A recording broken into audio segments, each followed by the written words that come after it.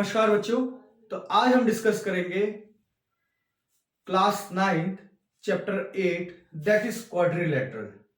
बहुत ही ज्यादा इंपॉर्टेंट है। और इससे पहले कि हम ये चैप्टर स्टार्ट करें, मैं आपसे बोलता हूं बेटा, अगर चैप्टर 7 नहीं देखा है, चैप्टर 7 के आपने सारे कॉन्सेप्ट को नहीं समझा है, तो ये आपको समझ में आने वाला नहीं है। तो मेरी रिक्वेस्ट रहेगी, सबसे पहले चैप्टर 7 में मैंने कॉन्सेप्ट वीडियो बनाया है, वो कॉन्सेप्ट वीडियो देखो और फिर चैप्टर 8 पे आओ। और चैप्टर 8 में भी ये जो थ्योरम है ना, ये सारे थ्योरम मैं आज एक्सप्लेन करूंगा आपको। और थ्योरम भी वही कॉन्सेप्ट वीडियो से ही निकले हैं। वो थ्योरम भी सारे के सारे कहां से निकले हैं बेटा? कॉन्सेप्ट से ही निकले हैं। चैप्टर 7 की सारी एक्सरसाइज सॉल्व कर दो, थ्योरम ऑटोमेटिक ये सारे के सारे प्रूफ हो जाएंगे। 100% गारंटी के साथ ये थ्योरम ऑटोमेटिक प्रूफ हो जाएंगे। अगर आपने chapter 7 class 9th chapter 7 that is triangle, उसकी सभी एक्सरसाइज सॉल्व की है, ये थ्योरम ऑटोमेटिक सॉल्व हो चुके हैं बेटा, फिर करने की जरूरत ही नहीं है आपको। तो भी हम थोड़ा बहुत इसको समझ लेते हैं, थोड़ा सा समझेंगे, ज्यादा डिटेल में हम नहीं जाएंगे। तो थ्योरम्स 8.1। तो सबसे पहले फर्स्ट थ्योरम हम समझते हैं। फर्स्ट थ्योरम क्या बोल रही है बेटा? अ diagonal of a parallelogram divide two congruent triangle. बोल रहे हैं एक पैरेललोग्राम है।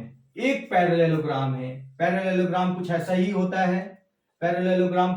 होता है। वो बोल रहे एक डायगोनल है, वो इस पैरेललोग्राम को क्या कर रहा है बेटा? डिवाइड कर रहा है। इस पैरेललोग्राम का नाम दे दिया मैंने ए बी सी और डी।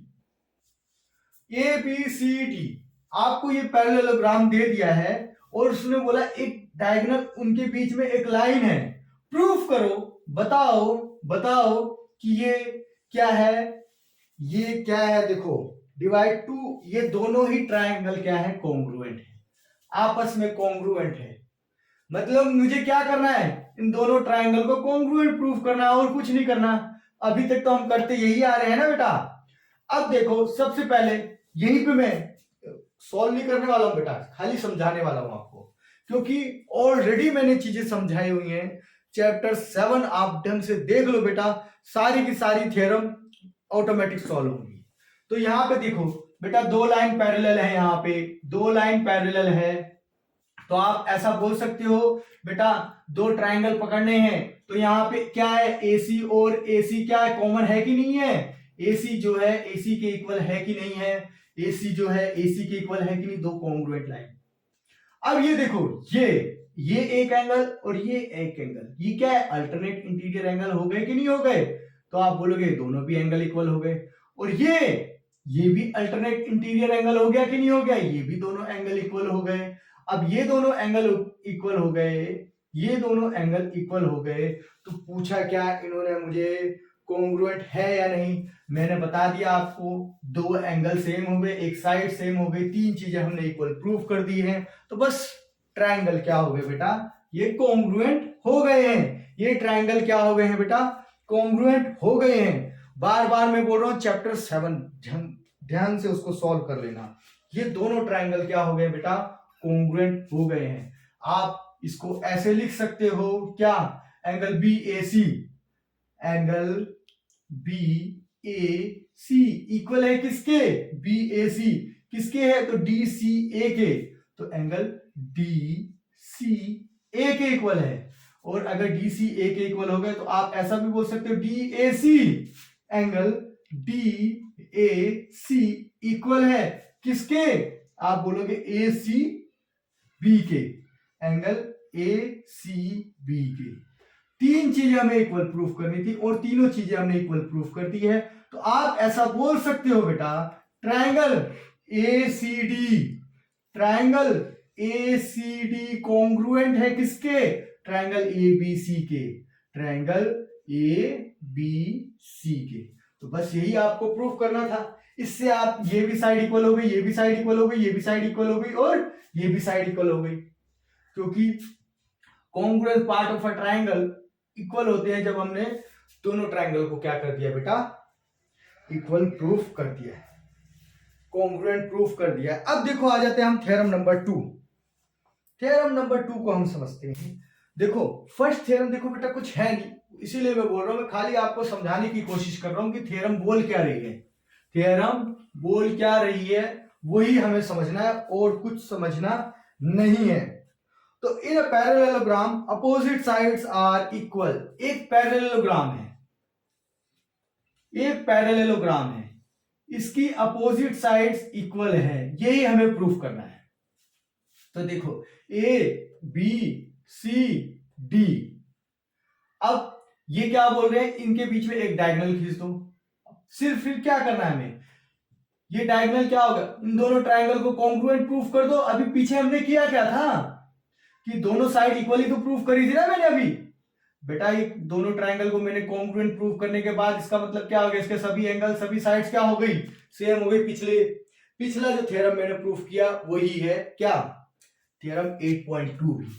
तो आई होप ये थ्योरम 8.2 भी आपको समझ में आ गया है। अब थ्योरम 8.3 थ्योरम को समझो, क्या बोल रहे हैं, if each pair of opposite side of a quadrilateral is equal then it is a parallelogram.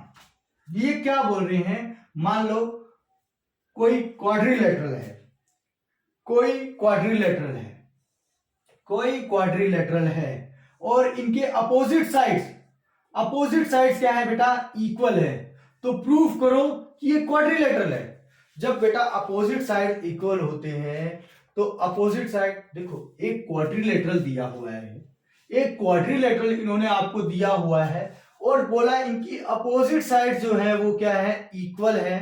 Proof करो कि ये क्या है बेटा, एक पैरेललोग्राम है। प्रूफ करो ये क्या है, एक पैरेललोग्राम है। तो कुछ नहीं करना है बेटा, इसको नाम दे दो ए बी सी और डी, इनके बीच में क्या कर दो, डायगोनल खींच दो। डायगोनल खींचने के बाद अब आपको ये पता चल गया कि ए बी जो है वो किसके इक्वल है बेटा, ए बी जो है वो डीसी के इक्वल है। और फिर आप बोलोगे एडी जो है वो किसके इक्वल है, तो आप बोलोगे सीबी के इक्वल है, बिल्कुल। और एसी क्या है इसमें, एसी क्या है बेटा, कॉमन है कि नहीं है। तो तीनों साइड से मैंने इसको क्या कर दिया बेटा, कॉन्ग्रुएंट प्रूफ कर दिया। और ये अगर इक्वल हो गए तो ये क्या है बेटा, पैरेललोग्राम। आया समझ में। आप पैरेललोग्राम किसी को भी बोल सकते हो, आप स्क्वायर को भी बोल सकते हो, रेक्टेंगल को भी बोल सकते हो, रोम्बस को भी पैरेललोग्राम, सभी को पैरेललोग्राम बोल सकते हो, सभी को आप पैरेललोग्राम बोल सकते हो। आई होप ये भी आपको क्लियर हो गया। थ्योरम देखो सारे के सारा हमारा, मैं बता रहा हूं ना आपको बेटा, सब कुछ आपका पैरेललोग्राम पे बेस्ड है। ये पूरा का पूरा चैप्टर ही पैरेललोग्राम पे बेस्ड है। तो बताया पैरेललोग्राम, सब कुछ पैरेललोग्राम ही तो है। अभी मैंने बोला ना, स्क्वायर कंसीडर करो, आप रेक्टेंगल कंसीडर करो, रोम्बस लो, कुछ भी लो, वो सब क्या है बेटा, पैरेललोग्राम है। In a parallelogram opposite angles are equal. एक पैरेललोग्राम है, ये एक पैरेललोग्राम है। ये क्या बोल रहे हैं, पैरेललोग्राम में मान लो ये ए है, ये बी है, ये सी है और ये डी है। अपोजिट एंगल क्या होते हैं बेटा, हमेशा क्या होंगे, इक्वल होंगे।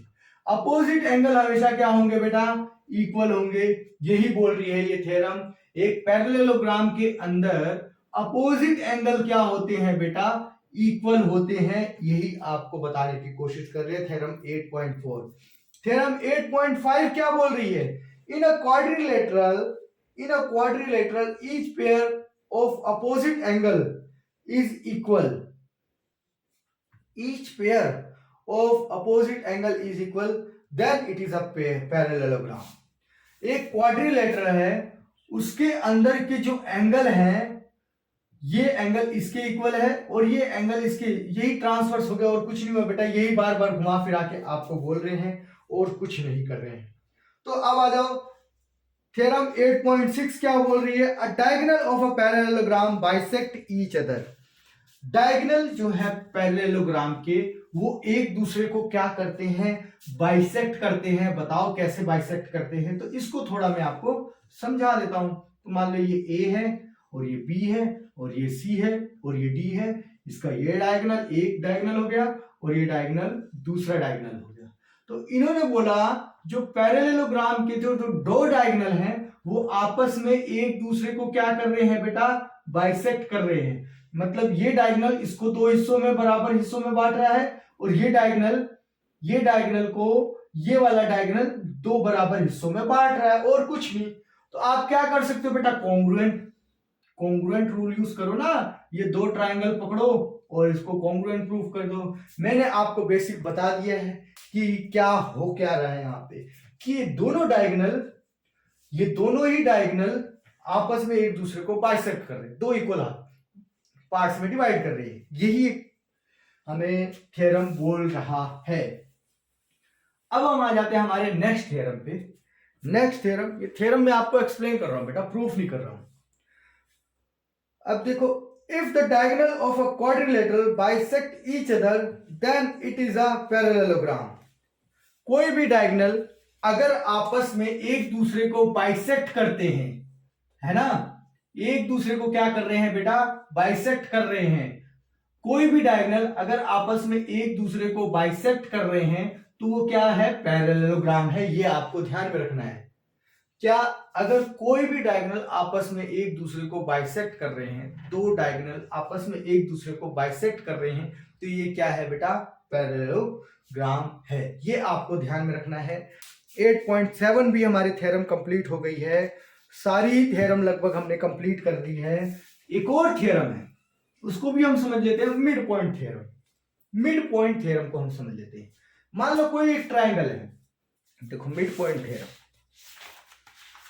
थ्योरम, इसको भी हम समझ लेते हैं।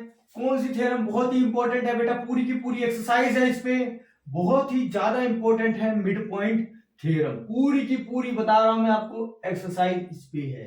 तो मिड पॉइंट थ्योरम क्या बोलती है, कोई एक ट्रायंगल है, ठीक है बेटा, कोई एक ट्रायंगल है, उसके दो मिड पॉइंट है, दो साइड के मिड पॉइंट ले लो और इनको आपस में मिला दो।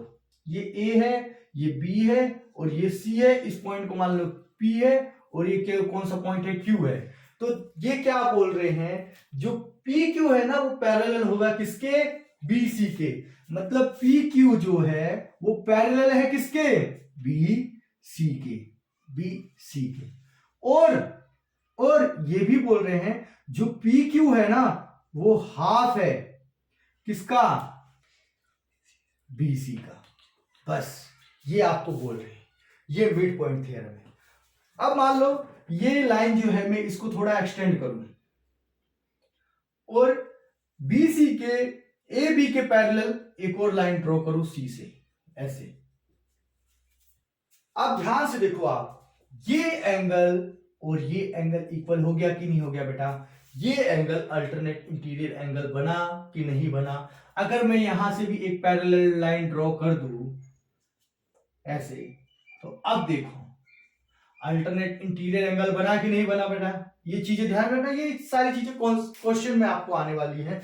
तो बस आपको मिड पॉइंट थ्योरम का मतलब समझ में आना चाहिए कि पी क्यू जो है वो पैरेलल है बी सी के और पी क्यू जो है वो आधा है किसका, बी सी का। आई होप ये आपको समझ में आ गया है। अब इससे ज्यादा बेटा और कोई थ्योरम नहीं है इस चैप्टर में। तो सभी थ्योरम हमने डिटेल से डिस्कस कर लिए। सारी की सारी थ्योरम बेटा पैरेललोग्राम है और कॉन्ग्रुएंट पे बेस है और इसमें कुछ भी नहीं है। अगर फिर भी आपको कोई डाउट हो तो बेटा आप कमेंट सेक्शन में कमेंट करके मेरे से पूछ सकते हैं। और भी ज्यादा डाउट है तो बेटा पहले आप चैप्टर 7 को कंप्लीट कर लेना। मैं आपको बोलता हूं बेटा अगर आपने चैप्टर 7 कंप्लीट कर लिया तो 100% आपको एक भी थ्योरम की जरूरत नहीं है। यहाँ पे ये सारे के सारे थ्योरम ऑलरेडी प्रूव्ड है, ये ऑलरेडी हम 10 बार कर चुके हैं पिछले चैप्टरों में। तो आई होप ये वीडियो आपको पसंद आया होगा। तो इस वीडियो को लाइक करें, चैनल को सब्सक्राइब करें और शेयर करें। मिलते हैं नेक्स्ट वीडियो में।